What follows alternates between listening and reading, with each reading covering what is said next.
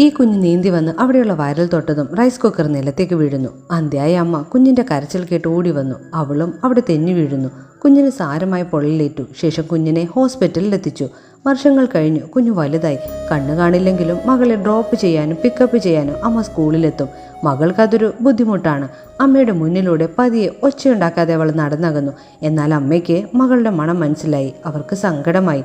വീട്ടിലെത്തിയതും അവർ തമ്മിൽ വഴക്കായി. അമ്മ മകളുടെ ഫോൺ നിലത്തെറിഞ്ഞു പൊട്ടിച്ചു. ദേഷ്യം വന്ന മകൾ അമ്മയുടെ റൂമിൽ പോയി അവിടെ ഉണ്ടായിരുന്ന കാസറ്റുകൾ നശിപ്പിച്ചു. അമ്മയ്ക്കും ദേഷ്യം വന്ന് മകളെ തല്ലാൻ ഓങ്ങിയതും അവൾ അമ്മയുടെ കൈ തടഞ്ഞ് നിലത്തേക്ക് തള്ളിയിടുന്നു. അമ്മയ്ക്ക് സങ്കടം സഹിക്കാനായില്ല. അവർ കരയാൻ തുടങ്ങി.